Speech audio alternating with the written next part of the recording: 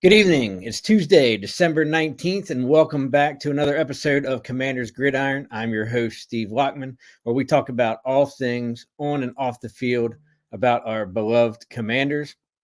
And of course, where would we be without some off-field news, kind of like we are every week? And fortunately, I guess probably a good thing, since our team squandered another meager performance out in LA this weekend. There isn't a whole lot of off the field news, but of course there is some. And of course it deals with the new ownership group and personnel changes that Josh Harris and company are making to the team kind of like on a monthly basis, right? You know, we've seen some people go, we've seen some specialists come in, and it kind of leads us off with tonight's topic that, you know, who is Tim McGrath?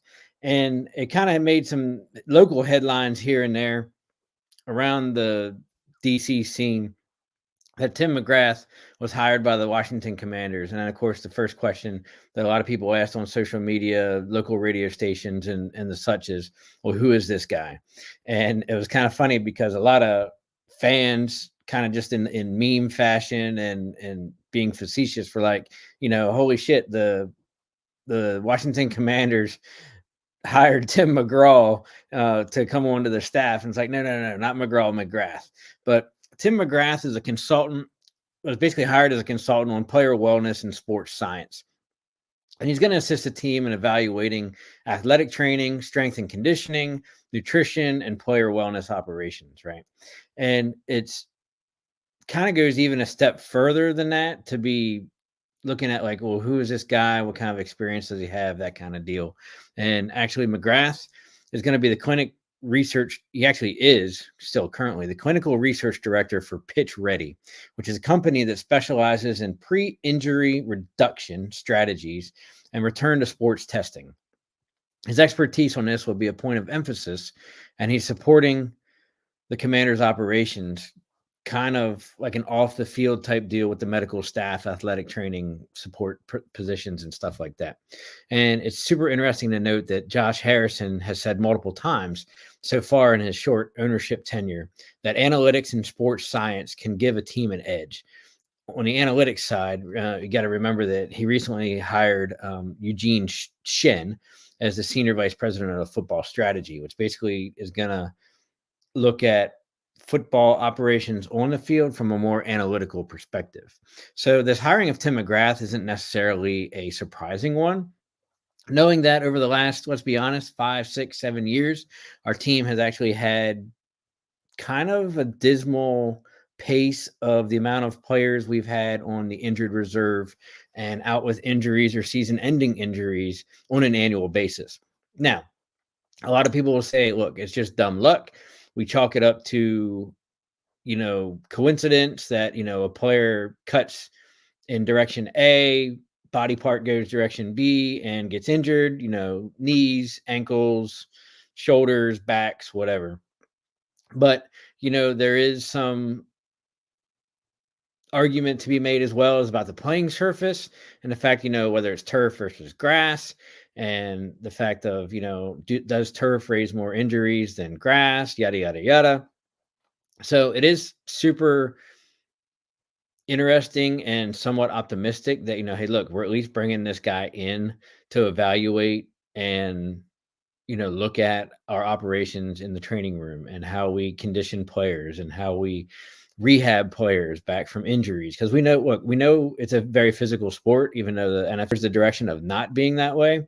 But guys are going to get hurt, and guys get hurt every week. And hence, you know, that's why coaches have to put out the injury reports and be super transparent about them. They're supposed to be anyhow, according to the NFL. but stuff happens, right? So knowing that our team, specifically the Washington Commanders, the strength and conditioning coach as well as some of the training staff has been under investigation. And I think it was 2 years ago, maybe even as recent as like last year, one of them got raided as part of a DEA sting operation, and the whole works. So this kind of oversight and evaluation is definitely going to be needed.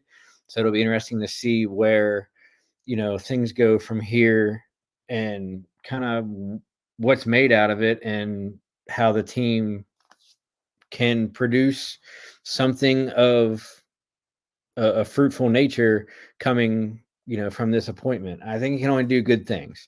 So okay, so as they say it, out of the box sports entertainment, wasn't he a part of the CFL Stampedes before? And I think this move, more Bieniemy conditioning wise, he's all about the reps, right? Absolutely. So I know he had a CFL connection before. I wasn't exactly sure what that connection was. So you very well may be correct that he was part of the Stampedes. And if it's the same Stampedes that I'm thinking of, I think they were Calgary Stampedes, which is basically like a perennial CFL powerhouse, or one of them in the CFL league, that basically vied on an annual basis for the CFL championships above us in the northern border. So actually, the dude comes with some kind of a pedigree, some kind of a good reputation, as well as just that business background of trying to get players to be where they are. And you're right that it also goes kind of hand in hand with EB in the amount of conditioning, the amount of reps during practice, and whether it's our current roster this year and the way it's constructed, or who's on it, whether you call it good luck, whether you call it circumstances, whether you call it environment, whether, hey, if we had a better winning record, would we have more injuries, less injuries? But when you look at the weekly injury report, as well as the overall IR for the team as a whole so far this season, we're not where we typically are. So is that a result of, as you kind of just alluded to, the preseason and training camps and mini camps with EB this year, even though there's been a lot of bitching and moaning from players? Or is it because, like I said, circumstances, better luck, guys actually taking care of themselves better, the no fun league NFL, kind of going a little softer? I don't know what it is, but the more we can get to a point on an annual basis where we have less guys getting injured, less guys with long-term injuries or ending up on season-ending IR, the better.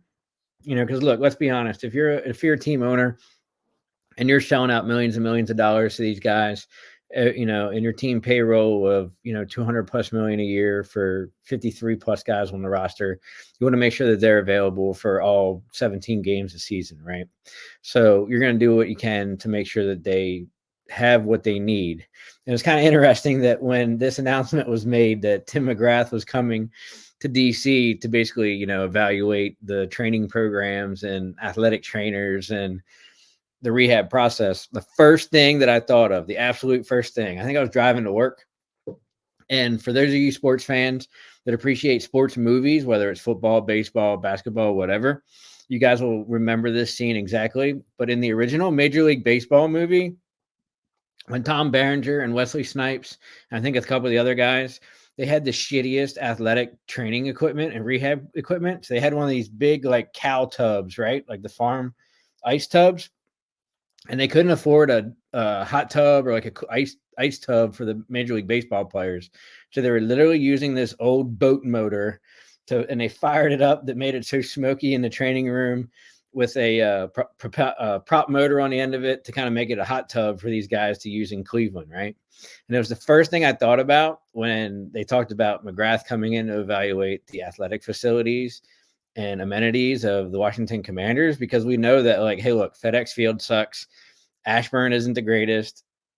All the teams' amenities and facilities have kind of been rated at the bottom half or the bottom 10 in the NFL by players and staff, in their anonymous surveys every year. So it's just kind of something that made me chuckle like, hey, look, if this guy can get some good athletic training and rehab products and facilities into Ashburn, he'll be like a god around there, right?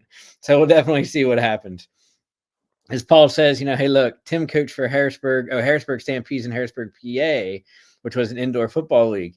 Right. So, man, that dates ourselves, right? Because that indoor football league was like 90s, like early to mid 90s, maybe going into the late 90s, because I don't think the indoor football league lasted past like 2000. Paul could probably correct me if I'm wrong, but like, yeah, it's kind of like the indoor football league, where they could smash each other into like the padded side walls of like indoor soccer and hockey, right? It was kind of super cool, but it was a super short field too. So yeah, it'll be interesting to see what Tim brings to the team. I think he's going to do probably an amazing job. And I think above all, we have the ownership group that's going to listen to whatever kind of report, evaluation, or recommendations he's going to put forward.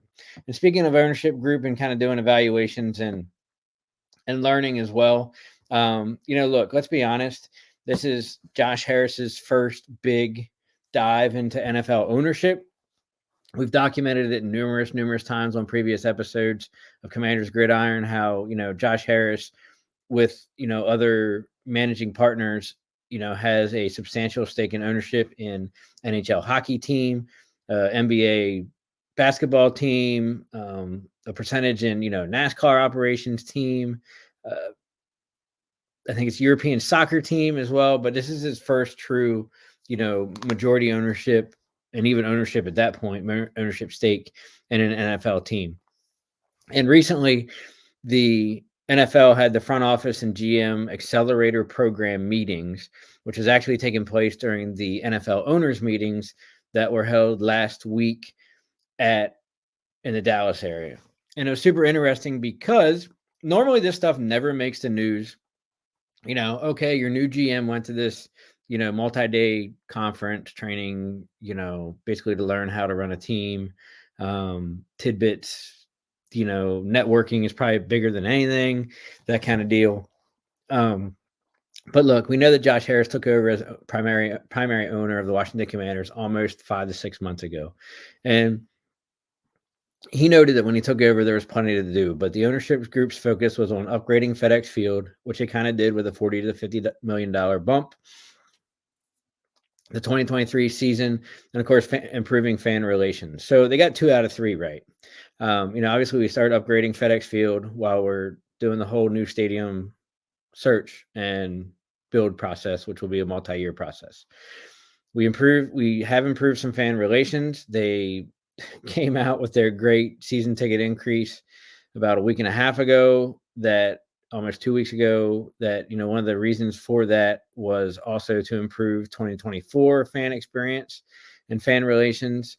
But, obviously the point of emphasis where they didn't necessarily succeed out of those 3 was the 2023 season, where we're currently at. But, as we're 13 games into, actually, when this was written for him being at the meetings, we were 13 games into the season at 4-9. And, here we are now, we're 4-10 with 3 games remaining. It's obviously expected that Josh Harris, widely known to us diehard fans and the DC media, that Harris is going to move on from head coach Ron Rivera at the end of the season. More than likely, and I feel confident, I could lay the bet down on DraftKings or FanDuel that, look, Ron Rivera is going to be part of the infamous Black Monday list on January 8th. But, we'll see what happens. And, that's kind of Harris's mantra, right? That other than the one Doc Rivers situation in Philadelphia with the basketball team, Harris has the tendency to let his coaches play out the season, and then he'll come back and be like, hey, thanks for your hard work. Thanks for your commitment, your time.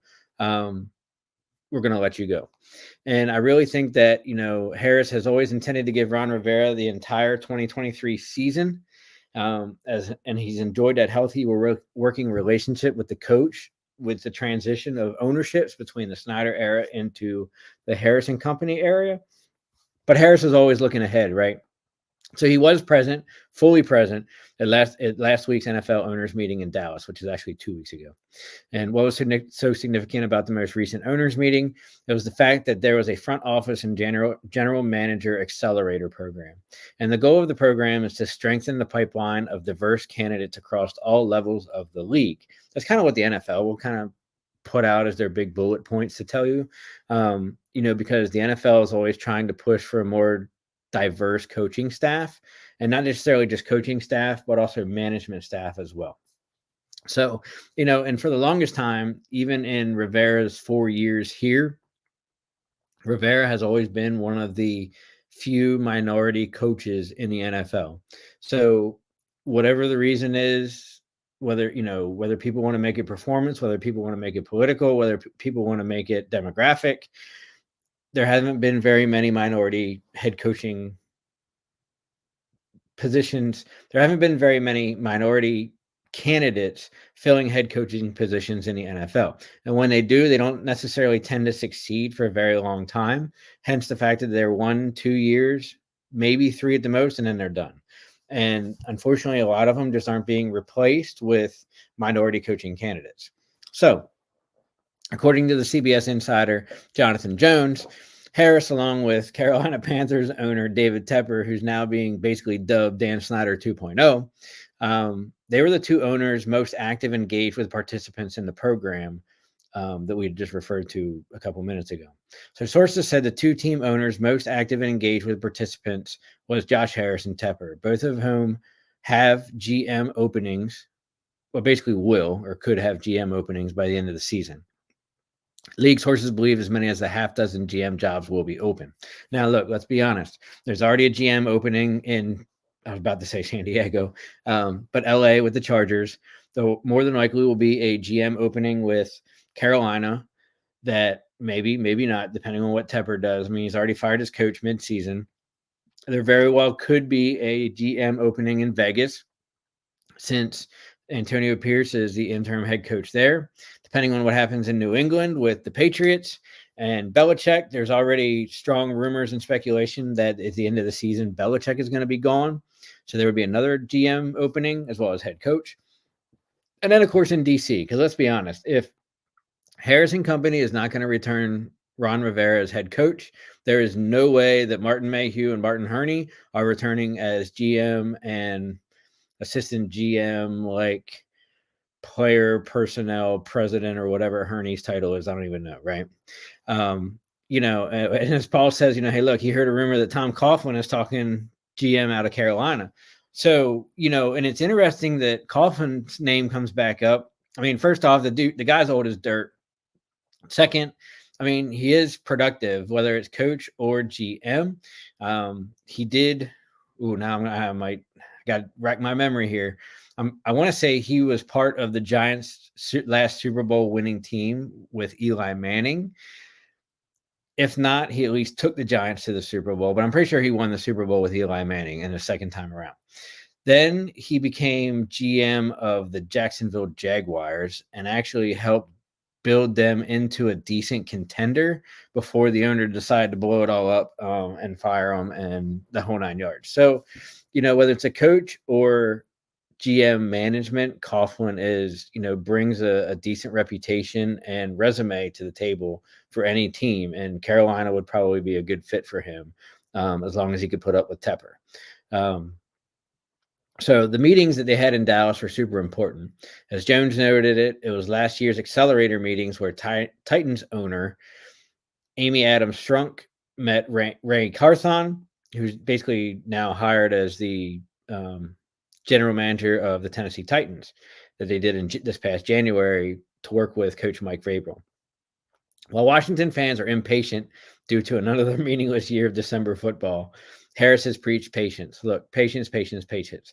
Unfortunately, with our super toxic fan base, patience is something that 80% of our fans and media do not know what it is or that it exists within them, right? So in January, Harris will likely begin reshaping the Commanders into what his vision may be for this team.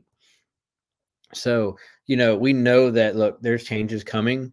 We know Harris is going to make them. It's going to be super interesting that, you know, what is Harris going to do with the opportunities that he has, right? Who is he going to use to plug in to fill those gaps? Whether it's GM, whether it's assistant GM, whether it's, SVP of player personnel, whether it's, the head coach, because let's be honest, both the GM and the head coaching vacancies, which are basically going to be they're going to be open, will be very attractive because look, we're going to have, and we'll talk about it here in a little bit later on in the program, we're going to have a top 5 draft pick in 2024. We have 5 draft picks in the top 100 of the next draft. We're going to have at least 90 million in cap space. The NFL came out a couple days ago, announced that the salary cap is going to be going up to the tune of 14 to 15 million. So you're now going to be having, another 10 to 14 million added on to the 90 that you already had, right? Plus, we haven't even begun to talk about reworking contracts. Jonathan Allen, Deron Payne, McLaurin, guys like that, if you can rework, 5, 6, 7 contracts, there easily could be another 5, 6, 10 million to be saved in reworking some contracts. So it's super interesting that, you could realistically have a GM and a head coach that has all these draft picks, well over 105 to 108 million dollars of cap space to use. And, it's one of the bigger and better sports media markets. So as Paul chimes in, what's my thoughts of Lovie Smith to DC as a DC? Him and Bieniemy are pretty close as friends. So kind of couple quick comments about that, right? First off, we all know Lovie Smith got the shaft in Chicago.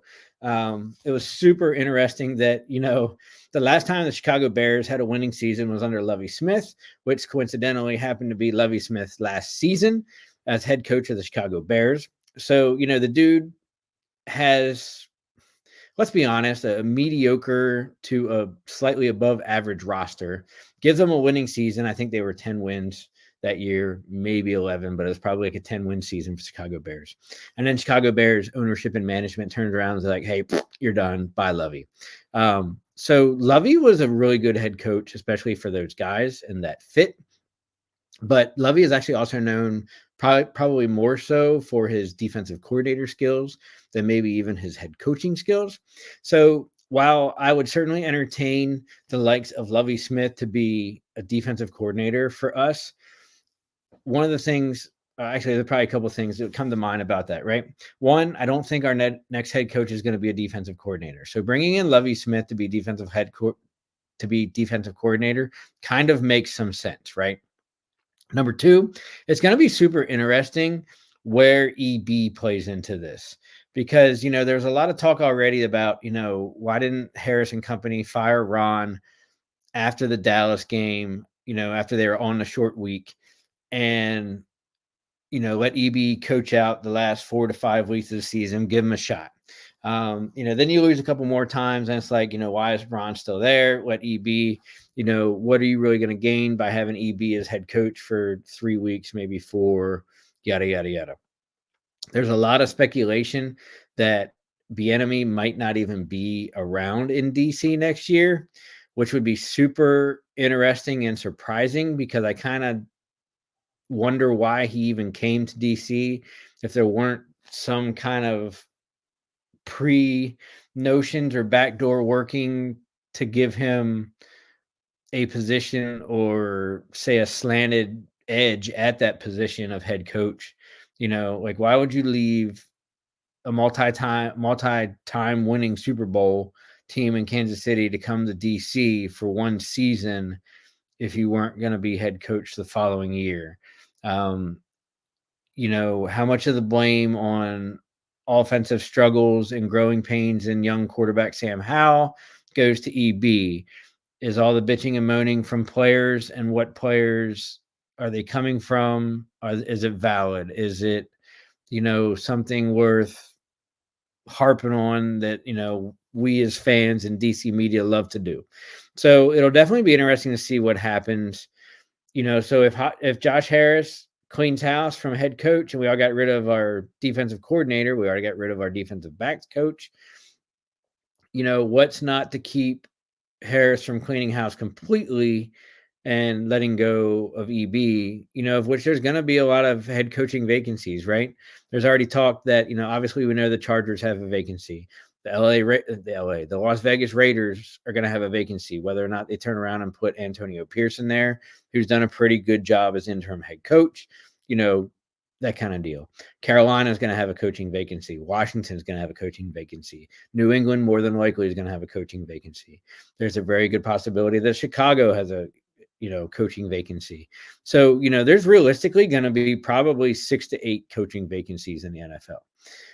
And, what comes with that is, whether EB gets head coaching spot or whether it gets passed up again for any of those, all of those opportunities are going to come with offensive coordinator possibilities. So it's going to be super interesting to see what happens, where Harris and company goes from there, and, kind of just where this whole off-season direction of management and coaching kind of goes, because we know there's going to be change. It's just a matter of what, right?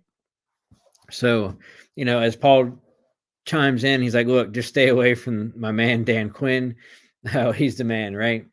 And so, one, I'd like to think that Dan Quinn would not go to a interdivisional team, even if it was a head coaching position. I could be completely wrong, but it just kind of seems something that like guys wouldn't necessarily do in the NFL.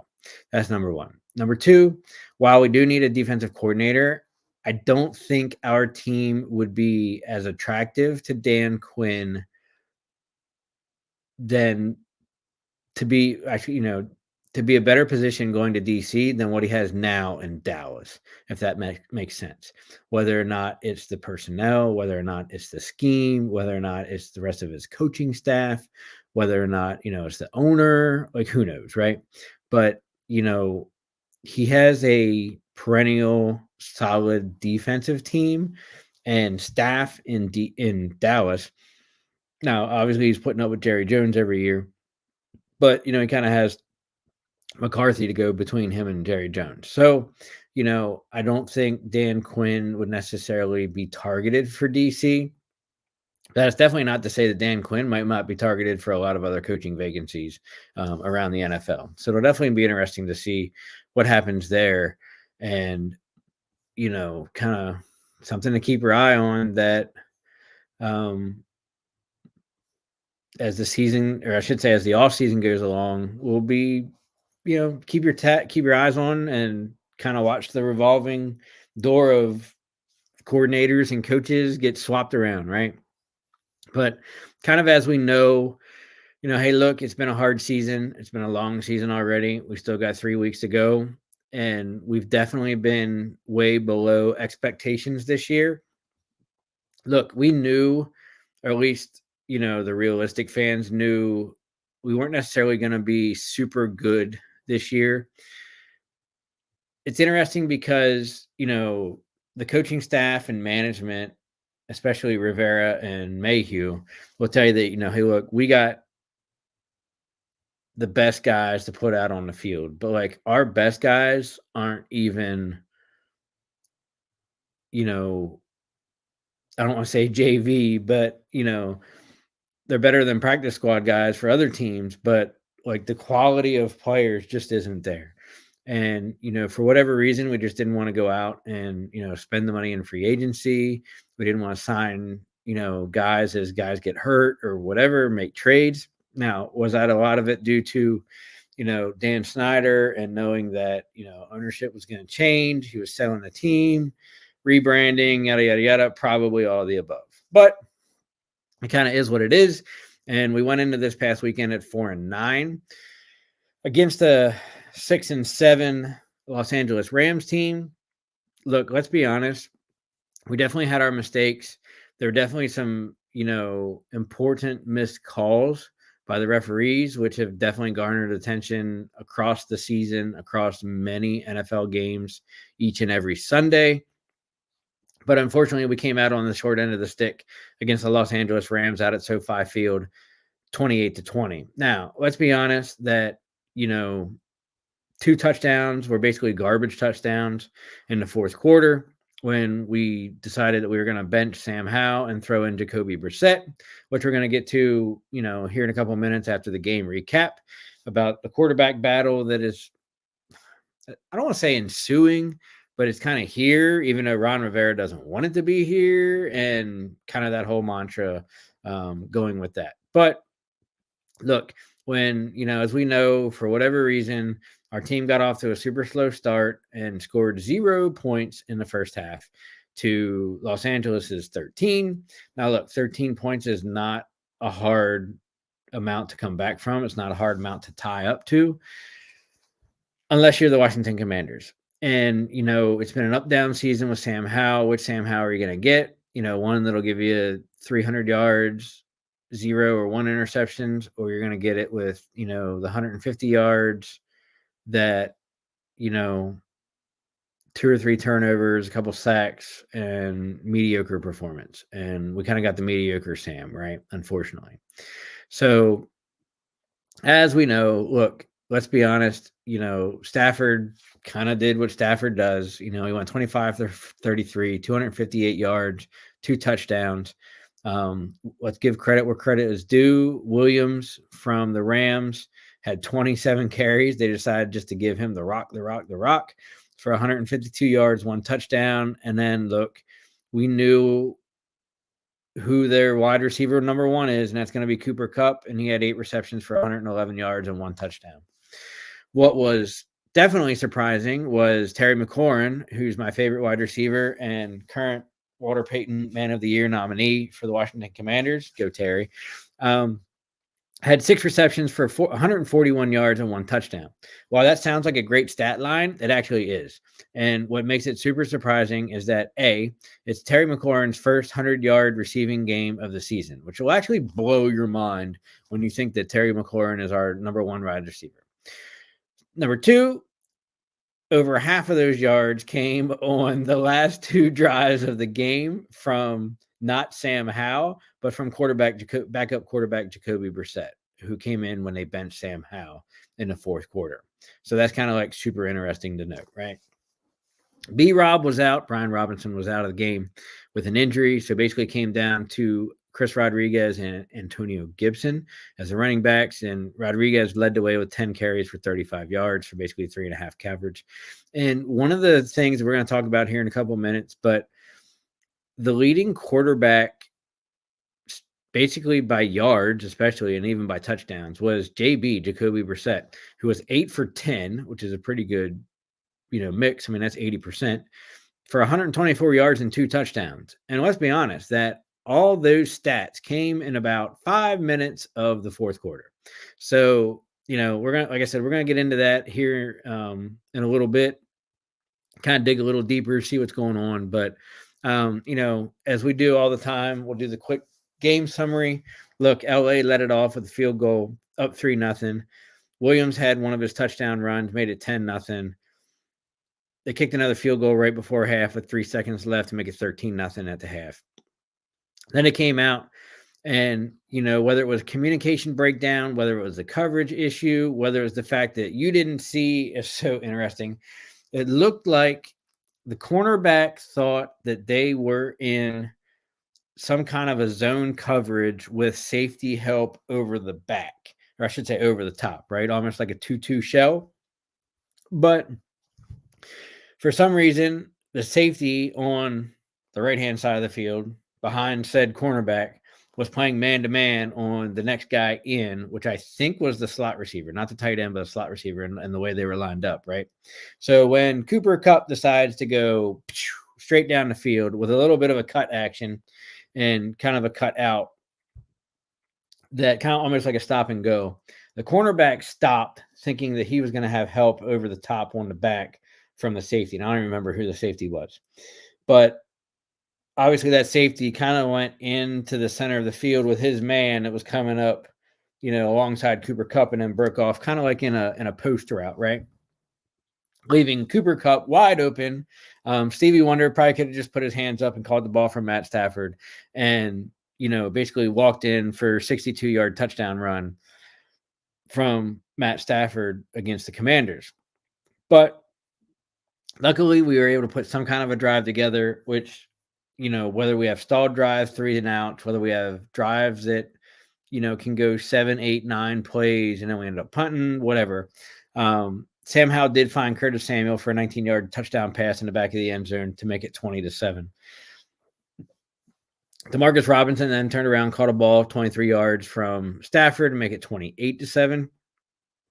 Then, we'll throw in there the fact of some special team snafus, which, didn't necessarily make a specific topic here tonight, but Cameron Cheeseman, long snapper, who they actually used a 6th round draft pick with last year's draft 2 years ago.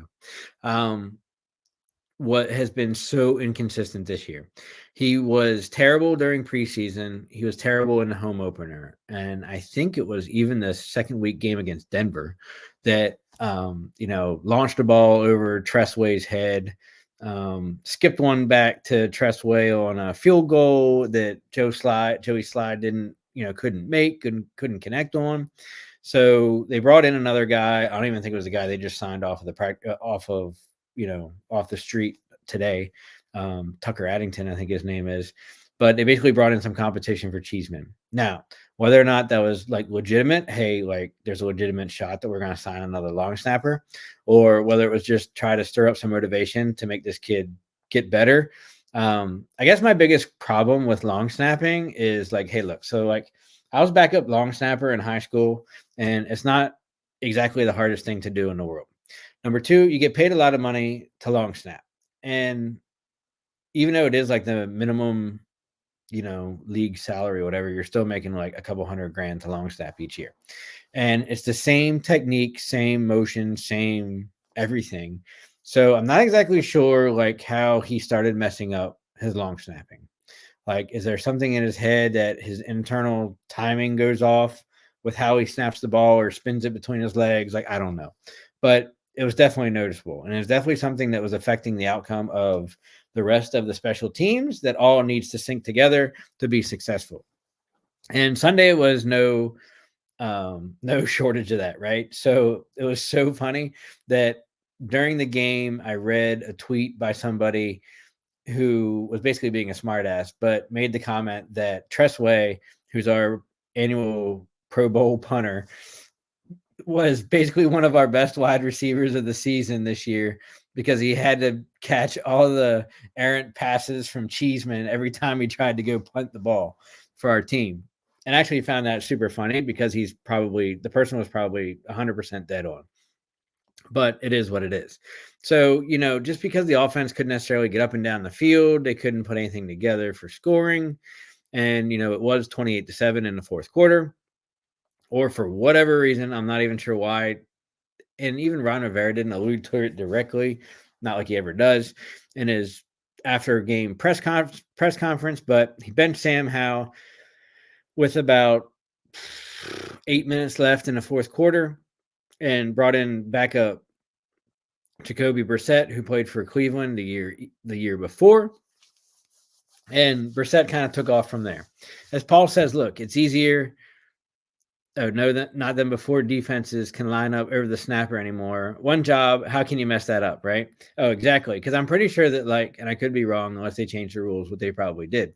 But if the long snapper had his head down, the defensive guy lined up over top of him can't make contact until he raises his head or the ball is snapped. One of the two, whichever comes first. So you kind of actually have that extra second or two, to actually be protected while you're snapping the ball. So you're literally, lining up with your hands in position. You look between your legs and you basically use the same motion and, muscle memory to spin the ball back to the holder or the punter, depending on what you're doing. But like I said, different subject. So, it'll be interesting to see what had happened, but he got cut today. So, yes, they did cut the Cheeseman. They cut him yesterday, actually. And then they, like I said, I think his name was Tucker Addington, that they signed today as the new long snapper for the last 3 games of the season. But of note, what is, kind of interesting was Brissett comes in, takes the team in like a 6 or 7 play drive right down the field, capped off with a 29-yard touchdown strike to Terry McLaurin. Which makes it 28-14. Holy shit. It's 7 minutes left in the game, and we cut it in half, right? Defense does good. Goes like 5 and out, I think it was. 6 and out, maybe. Basically gets the ball back because the Rams have to punt. And, oh, my God, Brissett goes down the field again with another drive with a 3-yard touchdown pass to Curtis Samuel for his second of the game. And consequently enough, they blocked the extra point, but whatever. That's kind of at that point, at that point. So then, obviously, oh, my God, all the chatter starts that, holy shit, rolling down 28-20 with basically 2 minutes left in the game. Things didn't fall our way. Gave up a couple first downs. Rams ran out the clock. It ended up being 28-20. When you give up 445 yards, 250 yards passing, and 200 yards rushing, it kind of spells doom for your defense as well as your overall team performance and scoring. So, you could definitely see how it all contributed to the loss to the Rams and giving up 28 points. Look, let's be awesome. Let's be, actual here that, we only had 297 total yards, 218 yards passing between 2 quarterbacks, and we only had 79 yards rushing. And as Paul Spencer chimes in, Hudson looked pretty good at linebacker with Cody Barton, almost 25 tackles between the two of them. And absolutely right. First off, Cody Barton, it's only his second week back from injury, maybe third, but at least second. He was actually out for like 3 weeks. And of course, they had to buy, so I gave him a little bit of extra. So he came back, right? Recently back. He was brought in the offseason for that veteran linebacker presence and experience. Played the majority of his career up in Seattle. Then, Hudson has definitely had very good glimpses of greatness that he should be on the field more often than what he is. It kind of goes back to, then you look at Jamin Davis, who was the inside linebacker that they drafted out of the University of Kentucky with a first-round pick 3 years ago, I think it was. And he wasn't necessarily drafted as a starting piece, but more as kind of like a project piece, right? And then for whatever reason, this year in Jack Del Rio, who's no longer here, defensive system, they moved him to outside linebacker, where he didn't necessarily flourish under that defensive scheme. He's a little bit better in coverage with, a little bit more speed. Wasn't necessarily the best guy to stop the run. He's definitely getting better from, the year he got drafted. But then it's like, when you're using those guys at such a high draft pick, like you need them to be instant contributors to your team, offensively or defensively, respectively, depending on where you get drafted. And Davis wasn't that guy. And Davis is getting there, but I don't think he's still that guy for where you drafted him, right? So it'll definitely be interesting to see how, he finishes up his season and where we go from there. But, look, we only had one interception by Sam Howell. It's kind of fluky. Let's be honest. He threw it behind Terry McLaurin, off of Terry McLaurin's hand as he's kind of like stretched backwards, hit a Rams dude in the helmet, and then another dude caught it as he's falling to the ground. So that was an interception. But, we didn't have any fumbles, didn't have any other legitimate interceptions than that. One of the things that kind of was the tail of the game was time of possession. We only had the ball for 24 minutes. When your offense doesn't do very much except for punt, which we did 5 times, and doesn't necessarily score points all the time, and you only have the ball for 24 minutes, it kind of spells disaster for your team because our defense was on the field for over 35 minutes of the game. And, when you do that in combination with everything else, it kind of just spells disaster. We only had 14 first downs. We were basically only at like 25% efficiency on third down. We were 60% on fourth down, 3 out of 5. And we only had 58 total plays to the Rams 73. The good news, once again, if there is any, kind of that small silver lining. Now, granted, it is the Rams. Yes, we did double and even triple team in some cases Aaron Donald, who wasn't necessarily playing at 100%, but we only gave up one official sack against the Los Angeles Rams, which is always a good thing. So, look, we had the potential to win this game. We had some serious missed calls that could have greatly contributed to drives and or scoring opportunities. But as we know, look, with every game we watch, whether it's on prime time, whether it's Sunday afternoon, whether it's Saturday afternoon, Saturday night, the referees this year basically suck. And there's at least 1 to 3 calls every single game that makes you scratch your head and say, either A, why was that penalty not called? Or B, what was the penalty that they threw the flag on because I didn't see it? So it kind of goes both ways, right? That like there's a combination of stuff that should have been called and it wasn't. And there was stuff that was called and you're like, wait a minute, like that wasn't a penalty, or like, why did you call that?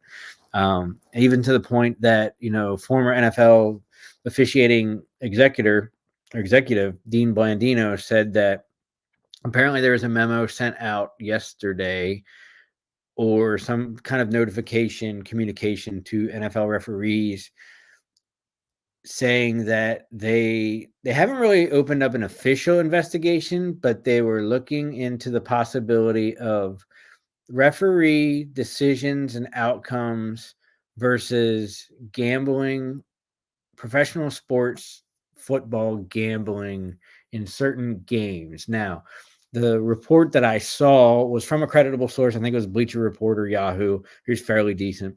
But they didn't necessarily name specific games this season, but they definitely listed consistencies and circumstances where the two were correlated, right? Which, would be enough for the NFL to step in and be like, hey, look, like, what the hell are you guys officiating here? Like, you need to call the games better with a human eye, even with, official review, because, the way you call some things can or cannot be reviewed, yada, yada, yada. So it'll be interesting to see what happens with the last 3 weeks of the season and then going into the playoffs this year, because we know officiating is so terrible, and kind of what happens with that respect. But with 3 weeks left to go, it'll be interesting to see what this team does.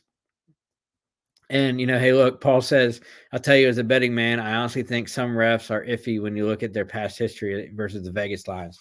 And you're absolutely right. And you kind of wonder, especially now with, not that this was going to become a whole topic tonight, but hey, let's jump there because that's where we're going. Sports betting is becoming huge in the United States and worldwide. And you kind of almost have to look at the fact that there could be the possibility of NFL officials making calls or not making calls based on who is playing the lines of that game as far as the betting apps and betting companies, and anything else that you want to throw in between, right? So we know, and I know Paul will probably jump in and help me out, but it was widely documented with the NBA back in the 90s and early 2000s. I think the guy's name was Tim. I can't think of his name now. Conahay, or something like that. And the fact that he got busted for basically throwing and calling NBA games a certain direction because of the way that they were betted on.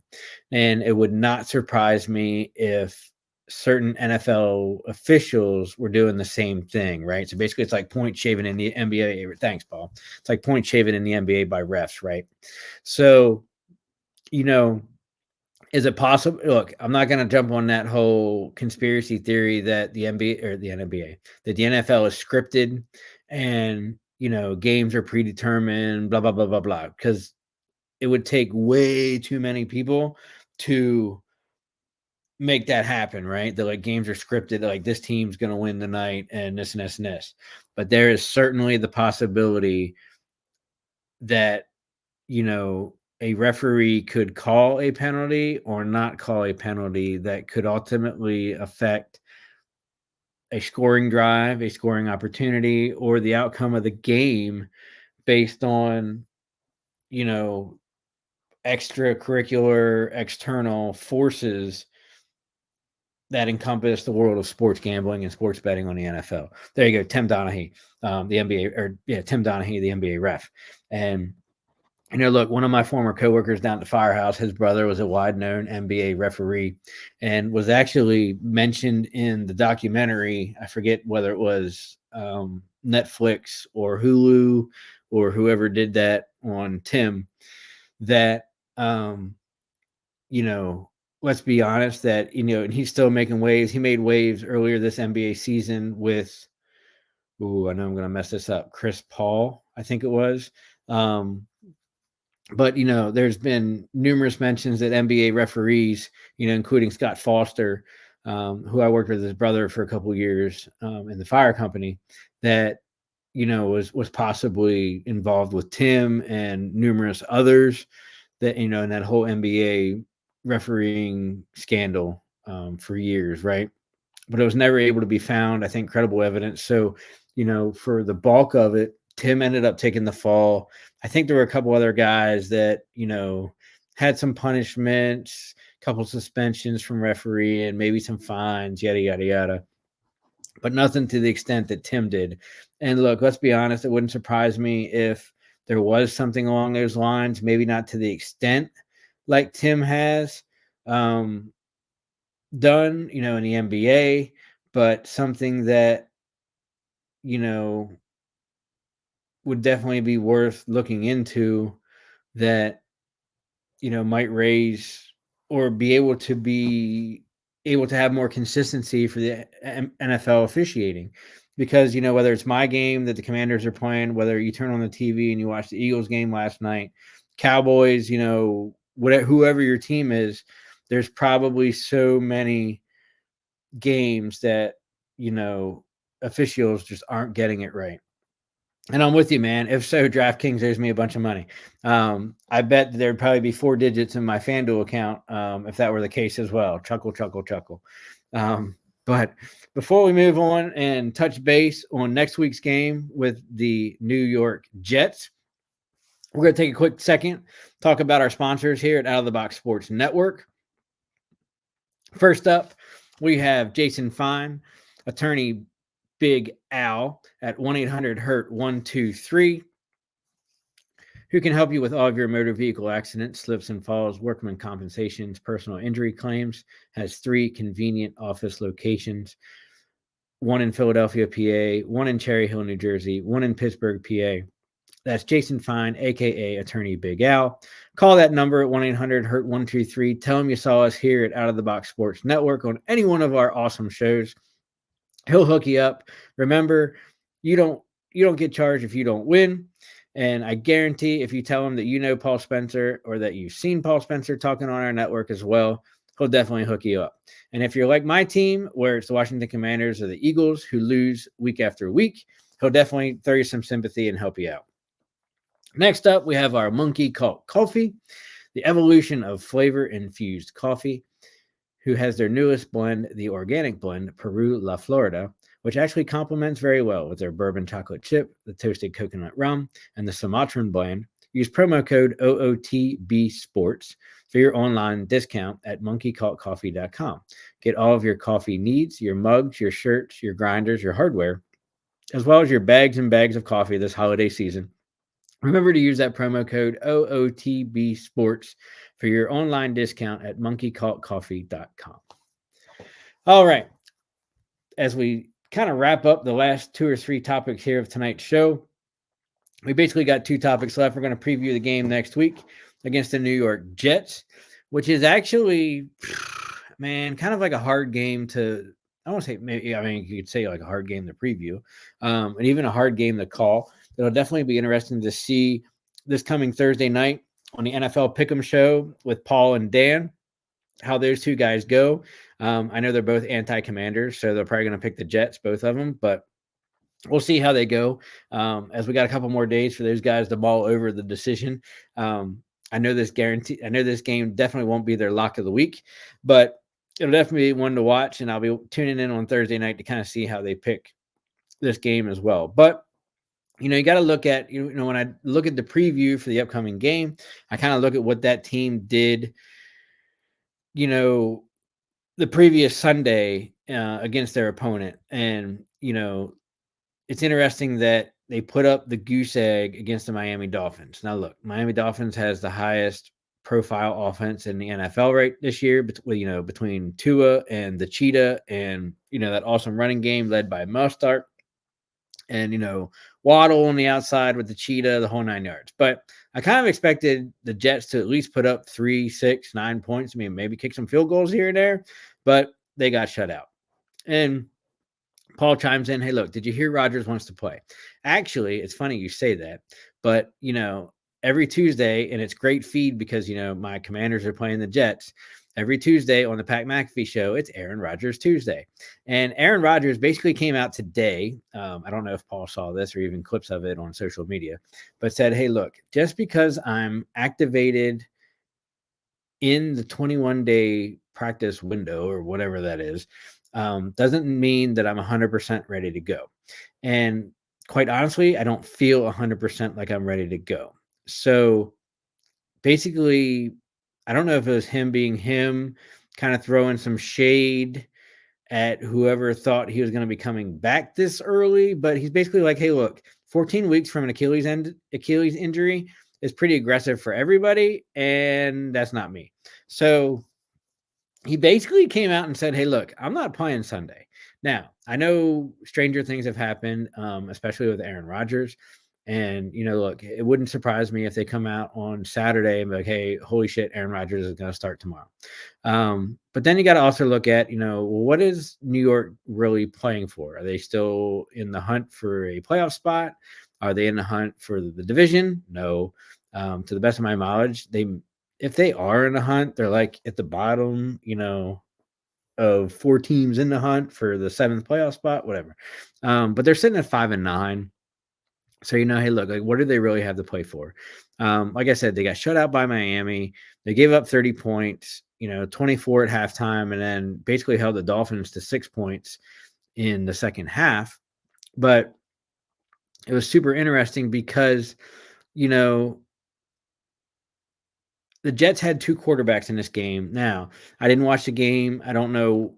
I'm assuming, looking at the stat board here, I'm assuming that Simeon started and played the majority of the game, unless Zach Wilson started and got hurt or concussion protocol or something, because, so the stat board showing me that Zach Wilson was 4 of 11 for 26 yards, no touchdowns, no interceptions. So I don't know if that came at the beginning of the game and then Zach Wilson got hurt or put in the concussion protocol and then Simeon came in, or because Simeon came in and played, he was 14 of 26 for 110 yards and 2 interceptions. Or did Simeon play that bad that they put Zach Wilson in the fourth quarter? Not sure. But either way, they were basically doing, kind of what Washington did this past Sunday, and it was quarterback by committee. Once again, the New York Jets offense, let's give credit. Miami's defense is really awesome. They're really stout. They're one of the best in the AFC. Right up there with Kansas City and Denver's defenses, and even technically Buffalo, who, basically boat motored right over Dallas this past weekend. Miami is right up there defensively and offensively, but defensively with everybody else in the AFC. So they held the New York Jets rushing to, basically 80 yards. And, Miami put up 213. Miami only needed 290 yards, total yards, to put up 30 points.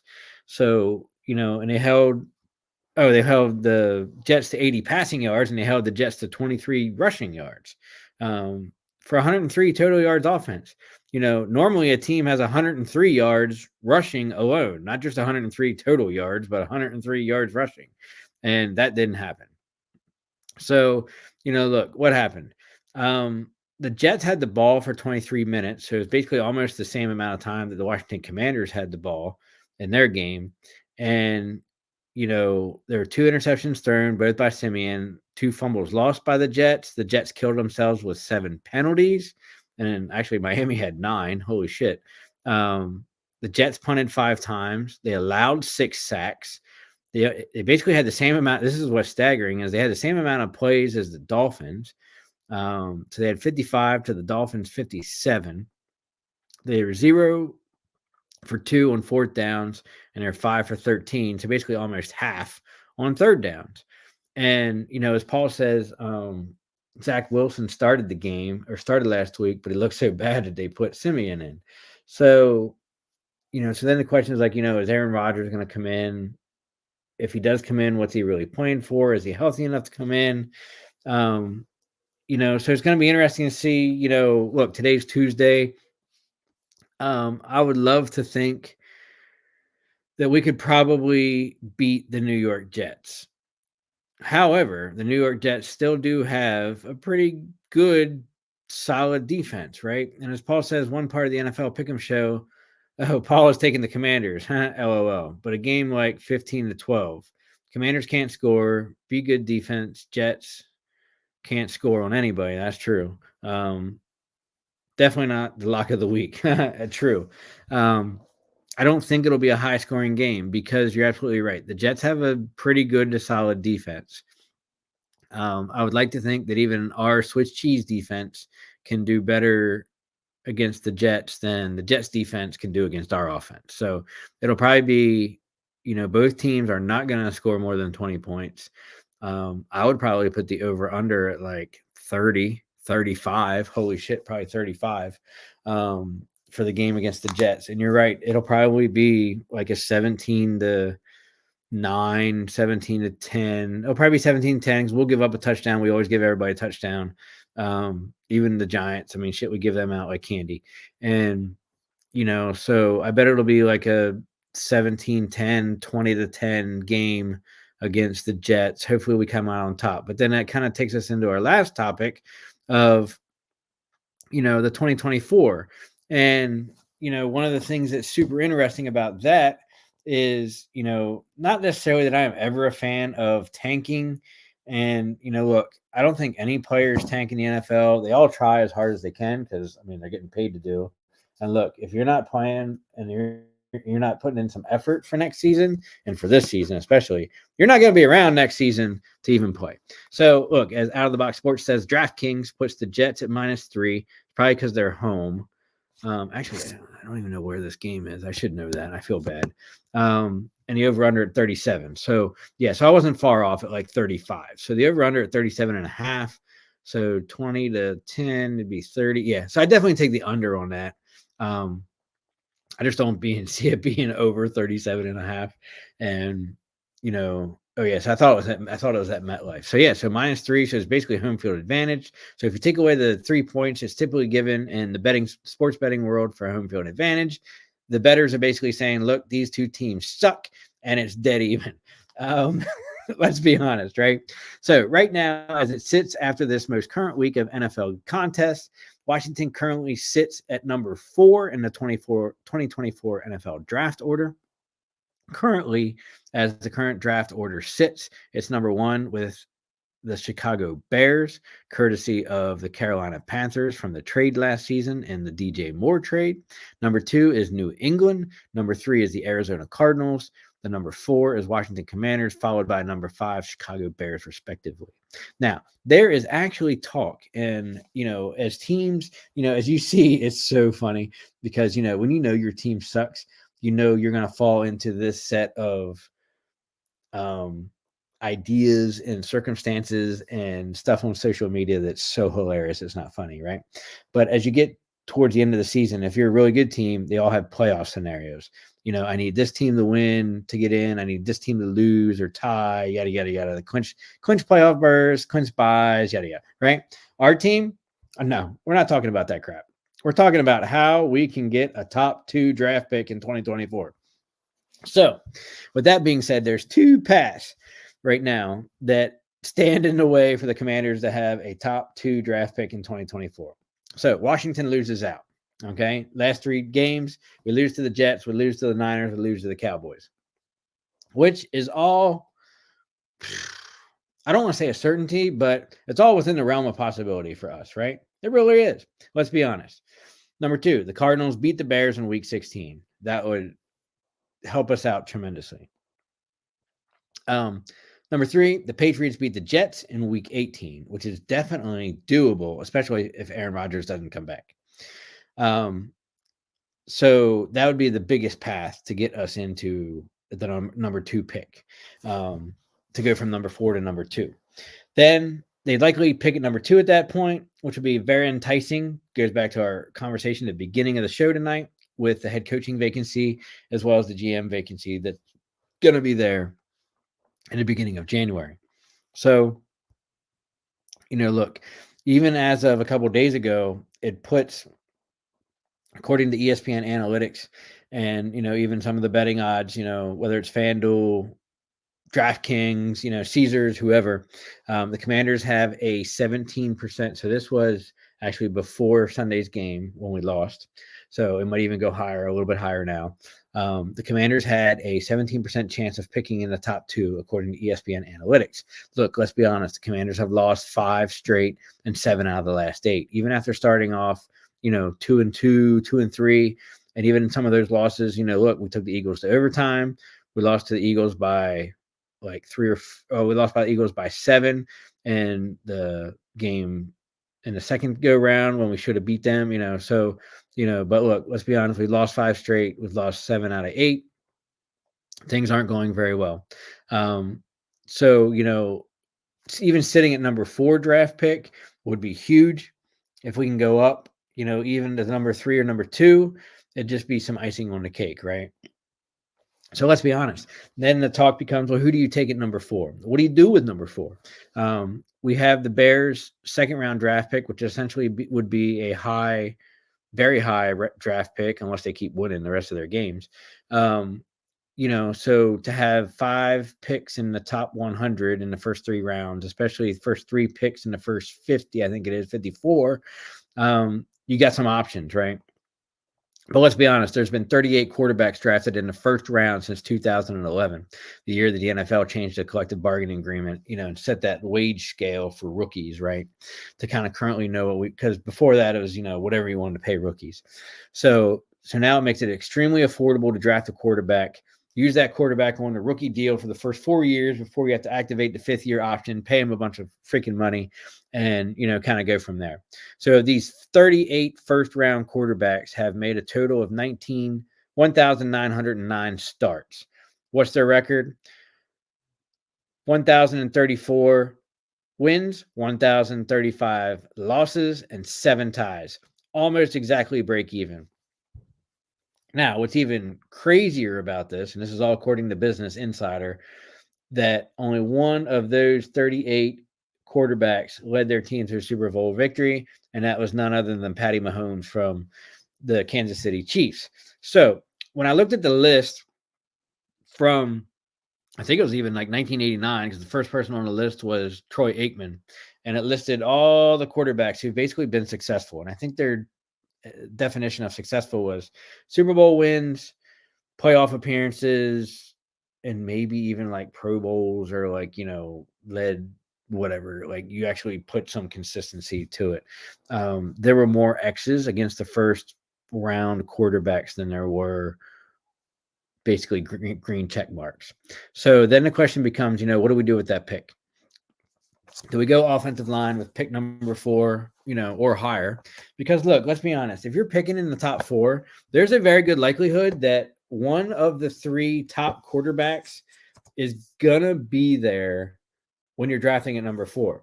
If we move up to number 3 and number 2, you can bet your ass that there's going to be, whether it's, Jaden Daniels, whether it's going to be the kid from North Carolina or Caleb Williams, one of those 3 guys is going to be available at number 4. 1 or 2 of those guys is going to be available at number 3. Do you ride with Sam Howell? Does new head coach, new GM, accept Sam Howell as the quarterback and what they've seen, out of his first full season as, NFL quarterback, basically rookie season? And hey, we can work with that. We just need to put pieces around him.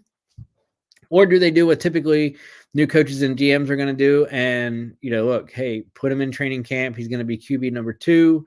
we're going to go ahead and draft our own quarterback. Then the discussion becomes, well, okay, so we draft a quarterback. Who's going to protect said quarterback? Does it now become, the option of we need to try and fill those gaps with, the next 2 out of 3 draft picks for offensive linemen and, fill that in free agency? Do we use our swath of, or I should say plethora of draft picks to move back up into the end of the first round or even back into the first round solidly, maybe even giving up a couple, 2025 draft picks to get an offensive lineman anchor? I don't know what the answer to that is. I don't know what the picture looks like. It's clear as mud. So it'll be super interesting to see where this team goes. I'm not a huge fan of mock drafts. I don't put any stock in mock drafts. I don't do mock drafts because there's no way you can There's no way you can predict what other teams are going to do. There's no way you can predict who's going to be, falling at you at number 4, who's going to be falling at you at number 36, that kind of deal, And then when you see mock drafts that have trades in them, it's like, there's so many ifs, ands, or, buts that it's stupid, right? So the only thing you can look at is clearly identify from a true evaluation standpoint what your team's needs are going into the offseason, whether it's by free agency or draft, and then kind of look at the players available, right? And make a list, of like 3 to 4 of each position that you need and kind of go from there, right? So as Paul says, look, I don't see a legit starter at quarterback. I'd wait for Jaden Daniels to drop second round and go either, okay, the kid from Penn State who played tackle, who was phenomenal, or Joe Alt from Notre Dame, right? And I think Paul and I have talked about this numerous times, kind of in text message or offline, that, look, and that kind of goes back to what the new team management, and I'll use management as GM and head coach, are going to do at quarterback. If they're going to leave Sam Howell there and, help grow the kid and try to set him up for success, then absolutely you got to go offensive tackle, either the kid from Penn State or Alt from Notre Dame. If you are now resigned to the decision that is not going to be your option, then I don't necessarily have a problem with taking another quarterback, because God knows, it's going to be a revolving carousel of, the fan base here in DC. But then you better have a plan to figure out how you're going to put an offensive line together to protect said quarterback, right? I think one of the only, obviously, Cosme is super young, still in a rookie deal, hasn't played that bad, hasn't given up too many sacks, if any, this year. So he's definitely one of the guys you bring back on the offensive line. If you can't get a center, Larson has been way better than the guy who started the season and Larson replaced. So I think as long as Larson can stay healthy, Larson will be a guy that comes back. Other than that, the rest of the line is wide open. Whether you use the current guys as depth guys, you kind of have to go into it knowing that those guys aren't necessarily your starting other 3. I was going to say starting 5, but, okay, add Cosme and maybe Larson, that, that's going to be your starting 5. You got to find 3 guys, Cosme, Larson, and there's your starting 5 to protect your rookie quarterback. Look, we know that Curtis Samuel's probably not going to be back next year. He's going to be a free agent. So you're going to end up at least with McLaurin and Dotson, who are both under contract. And, we definitely could use some more help and better help in tight end as well. And that's just offensively, like they haven't even begun to discuss, needs of the defensive side of the ball, which we know are, just as big and plentiful as the offensive side of the ball. So, Paul says, look, Caleb Williams to the Bears, Patriots, Drake May, Cardinals, Harrison Jr., then I'm up, right? So you got to build that airline for any quarterback first. So, right, so then, that question is going to be sitting there for every fan and wannabe GM. Do you take Daniels at number 4? If that whole scenario plays out, which it very well could, look, let's be honest, one of those quarterbacks is probably going to be available at number 4. If for some reason, the Bears or New England, take whatever quarterback, whether it's Caleb Williams, May, or Daniels, or a combination thereof. One of those three quarterbacks is going to be available at number 4. So it'll be super interesting to see what the Commanders do. And not only are we going to obviously look at the rest of the season, try and be competitive. We got a tough schedule. Look, the Jets are probably the easiest game out of the 3 that we have left because we play the 49ers on New Year's Eve. And then we round out the year against the Dallas Cowboys. Week 18. As Paul says, what about the second best player in the draft, tight end Brock Bowers? So I've read a lot of people and a lot of our fans talking about taking Brock Bowers at number 4. The only problem I have with that is this. We're not, as a team, we're not 100% sold on Sam Howell. So that's number 1. You got to figure out whether Sam Howell is going to be your quarterback next year or not. Number 2, okay, if Sam Howell is our quarterback going into 2024, then to me, I need offensive line over Brock Bowers at tight end. I can bring in Brock Bowers at number 4, but if I have the chance to draft what could be a franchise stud like Trent Williams, or even, the beginning half of career in Brandon Scherf, or, some of the other guys that we've had, Chris Samuels, more trying to think more recent since the Hogs, because let's be honest, completely different era. You have to take the lineman option because look, Bowers could be a really awesome kid. He could put up some numbers. He could block for you. He could do a lot of things offensively. But if we don't address the many holes on offensive line, then bringing in Bowers and having Sam Howell does absolutely nothing for us, right? As Paul says, look, I agree. It's too high for me. You're going to use a chipper first to help this O-line before becoming a true tight end. And you're right. Like I said, I think I'd love to have Bowers, but Bowers ain't going to be going number 4 to Washington. I just don't see how you can do that when you have so many other pressing needs that I think are higher than tight end, offensive line, linebacker. I mean, shit, I would take a linebacker, a stud linebacker, kind of like Micah Parsons-ish, before I would take Brock Bowers at number 4. Just because we need that help and we need somebody that, could be, Micah Parsons 2.0. But I would take the offensive line or even take, one of the quarterbacks. I will say, as a selfish point, before I wrap up here tonight, that, if we were to take a quarterback at number 4, as long as it's one of the Heisman Trophy winning quarterbacks, I don't see Caleb Williams dropping that far, but, hey, if it's Daniels, I'll certainly take Daniels more from a individual perspective. I need both of those guys on some signed sports memorabilia that neither of them have done signings for. So I could definitely add some pieces to the personal collection from those two guys. But I would rather have the wins and the consistent seasons and playoff appearances than the Swiss cheese of a roster that we have had for the last 4 years under Rivera. So, like I said, it'll be interesting to see what Harris and company does for head coach and GM and specifically who those individuals are. What about trading back for someone that wants the quarterback, or wideout Harrison or Malik Neighbors? I think Daniels is a potential quarterback in the draft. And, there's been a lot of talk about trading back, but then the question is, how far do you trade back that you can still accomplish the needs of your team by selecting starters that are going to have an impact on your roster, if that makes sense, right? So I'm not opposed to trading back in the draft, but you don't want to trade back that it compromises who you'd be able to take in the draft to fill the needs that you have. Are we trading back just to get more draft picks so that, we can draft more guys? Or are we trading back, to still pick up a stud player and pick up one more draft pick? It's like a fine line balance of, your draft day. Or do you just say, look, the hell with it.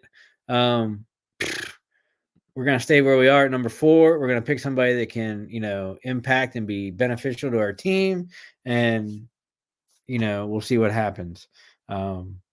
There's definitely a lot of options, a lot of stuff we get to cover over the next, 3-4 months before draft day.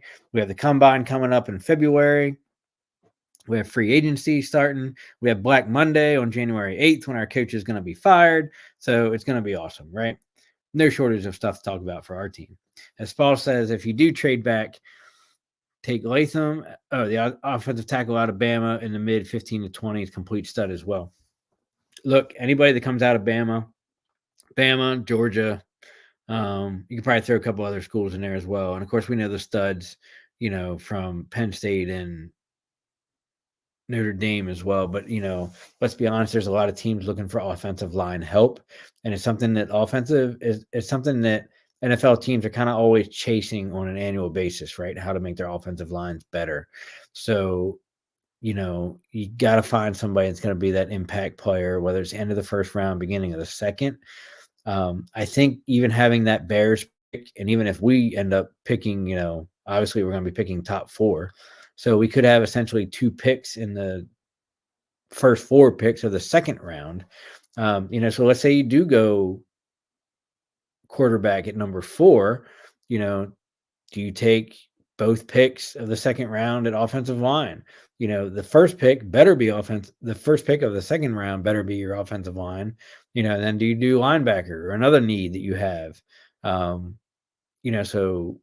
or do you take both second round picks as solid offensive line guys? It'd be interesting to see who's still there at the end of the first round, beginning of the second, whether there's guys that can be studs for you on offensive line to take, and kind of go from there.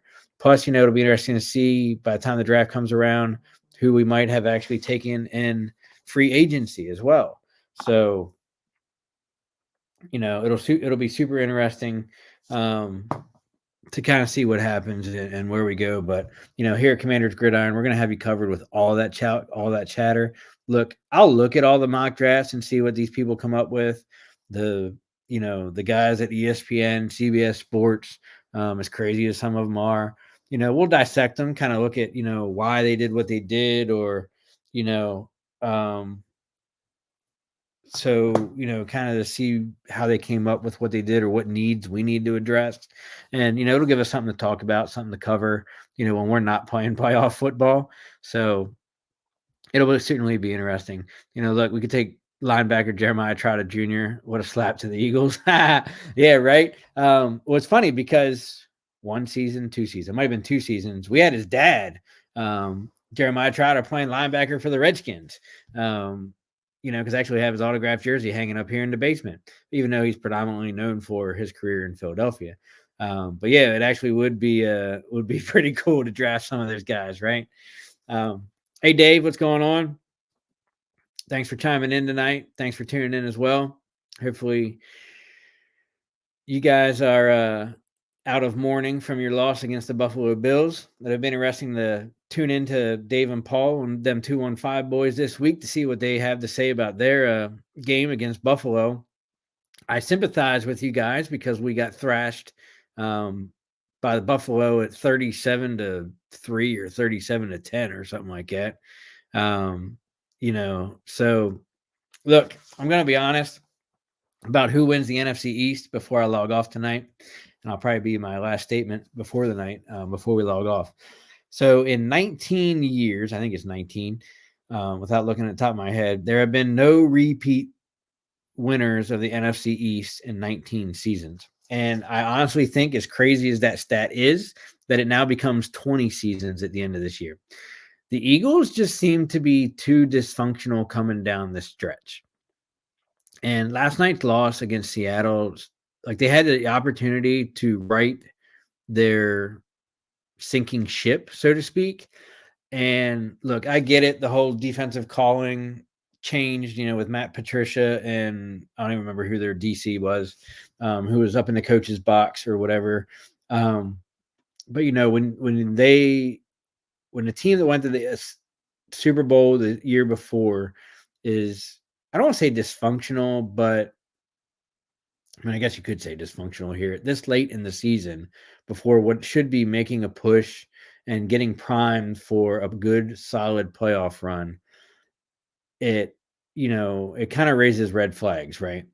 And even though I think the Eagles have the easier schedule going down the home stretch in the last 3 games, I just don't see them being, because the Cowboys have the tiebreaker over the Eagles.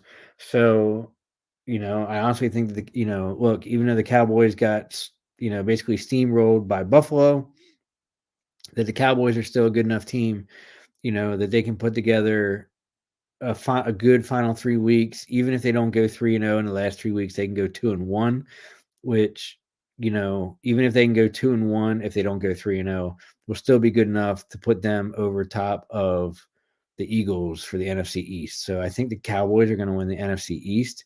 Um, I think, we'll probably help you out in week 18. That won't be a problem. I think it's going to be twofold. A, the Cowboys don't play very well away from Jerryland as they do when they're at Jerry World.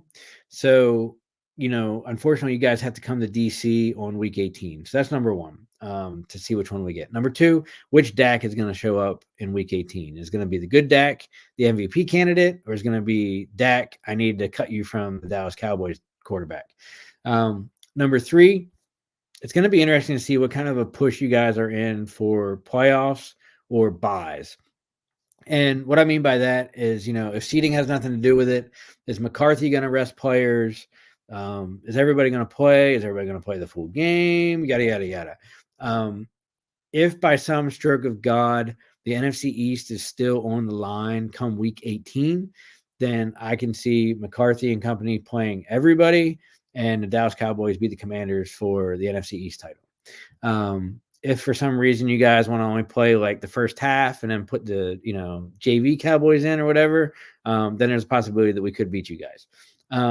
But, all things equal, your starters against our starters, all 60 minutes, the Cowboys are going to win week 18. So, look, that is a hard schedule. And that's why I said I think the Eagles have the better schedule because you guys play Miami this week away. You have Detroit, who is no sloucher themselves this year. With their coach up there, and then you play us, in week 18. And, more than likely I'll probably have either one and or both of you guys, Dave or Paul, on for week 18. We'll have a little chit chat on Commander's Gridiron about week 18. But, in no particular order, and I don't know who they play in week 17, but the Eagles play the Giants. They play somebody, and then they play the Giants again. So they play Giants 2 out of the last 3 weeks. Now, granted, the Giants are putting together a decent on-the-field product here coming down at the end of the season. The Cardinals, there you go. So the Eagles, look, let's be honest. Before the last 3 weeks, the Eagles should, by all means, go 3-0 in the last 3 weeks. Or in the last 3 weeks of the season. But by the way they've gone the last 3 weeks, they very well may go 1-2. They may go 0-3. It'll be interesting to see what happens. As Dave says, hey, the boys still have to come around the last week of the season. They lost last season in week 18, which was Sam Howell's debut. If I remember, yes. I was actually at that game, and so was Dave.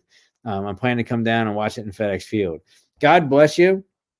I honestly, I'm not afraid to admit it, I haven't been to FedEx Field this year for a game since giving up my season tickets last year.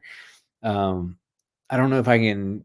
I'd have to look at the schedule. I don't know if I can swing going to New Year's Eve. Actually, I think I work. Do I work at the Firehouse New Year's? I don't even know. But I might be able to go. I have to look at my work schedule, see if I even work when we play the Cowboys. But yeah, that'd be a cool game. Week 18, we'll see what happens with the Cowboys. Look, let's be honest, week 17, we're going to get crushed. We play the 49ers.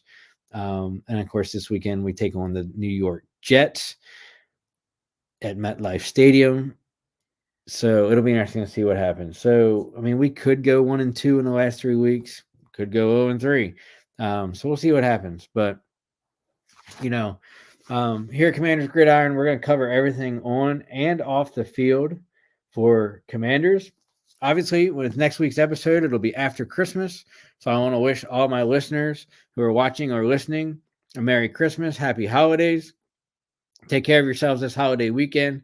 Remember, if you drink, please do not drive. I don't want to be coming out in a fire truck to come see you out on the highway somewhere. So make that smart decision. Give the keys to somebody else. Use an Uber. Get yourself where you need to be. Enjoy the holidays with your family. And until next time, I will see you next Tuesday. Same time, same place. Commander's Gridiron. Have a good night.